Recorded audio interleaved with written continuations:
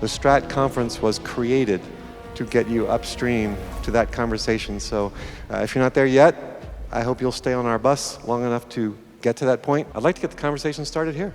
What are 5 questions we should ask at that proverbial table? What's your opinion? What's your thought? Who's at the table? So it's really important to have diversity in, pretty much every demographic, because the thing that you can't really replicate in AI is like a lived experience, and that actual human experience. And why user research is very important, because people don't always say what they mean. What does the product do to further peaceful and equitable coexistence on this planet as a human? I guess is not just for products, but for anything. Who owns the decision?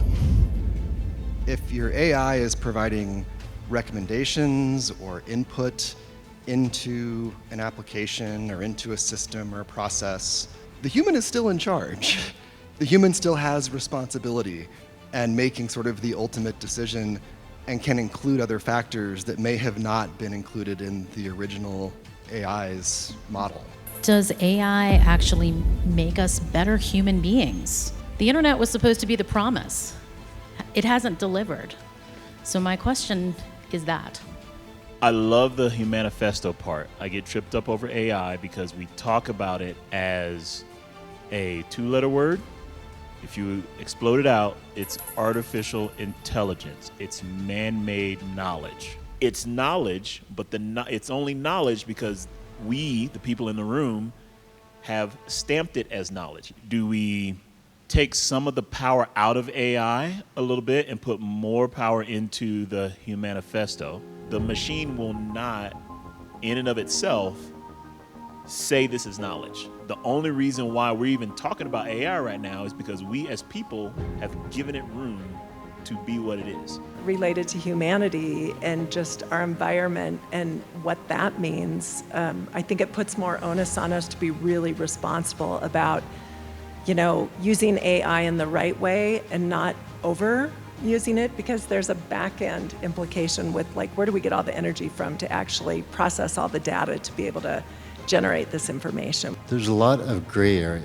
We like to think of it in terms of black and white. Let's just talk about agency, for example. AI often gets it wrong. So how does the human stay in the loop for course correction, training of the system, looping it back in? There's also the idea of, what can I delegate to the AI? There's stuff I don't like to do, I would love not to do anymore. It came up in a few talks. How do I still have the approval before it acts on my behalf? How does it stay out of the stuff I don't want it to be in, yet be useful? And the useful part is the hard part. My question is about who owns or governs the moral authority of AI, right? I think about, in my lifetime, the ability to have freedom of speech with my friends and family, laughing and joking, freedom of thought. Sometimes it's appropriate, sometimes it's not, but it's still there. It's freedom of thought. On your behalf, whether you want it or not, they're removing things from the results of AI, right? And I think there's some countries and nations that there are things that are offensive to them, whether it's against their God or religion or whatever, that maybe aren't the same here in America.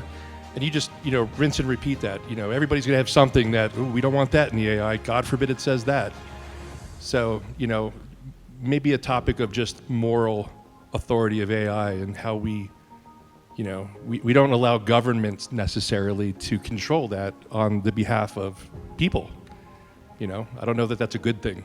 What I just heard just now made me stand up. When we think of a human manifesto, it's control. Where are we placing control? And it's not gonna happen because product teams just think it would be a nice. I think in a manifesto, we need to think about what are the human touches, what are those touch points, control, but also reference. AI in a black box needs a little bit more traceability, a little bit more things that can guide a human to make better choices and not just do what is right in front of them and what's easy. So I think control, I think you're right, tapping right into it.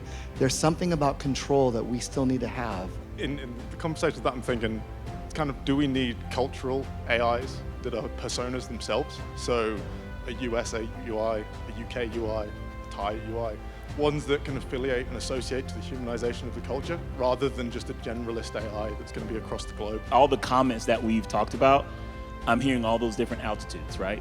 So if you talk about culture and wisdom, well, again, that has to come from people. Yes, you can feed it into a machine, but then when the culture changes, who's responsible for feeding the machine with a new thing? So it has to be a cycle. And again, I think the control piece, I think that's where I'm at with this, and maybe the product, or the manifesto or whatever, is more education, because I think that's the humanness of this, is that you give people the tools to be able to have the freedom of thought, right? And to be able to reason and things like that.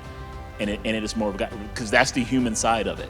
As soon as you put a thing in front of it and it becomes a gate, it becomes less human. In the US, where we are right now, obviously the biggest loudspeakers are polemic, and they have a thing they want to sell, and that is conflict, because conflict gets you all upset, and that gets you doing stuff. So cortisol is the reason we get out of bed. It's the reason why you hate the other side, all those kind of things. And fear controls people. And so all I ever hear, I never hear about the potential, I always hear about the fear. AI Humanifesto.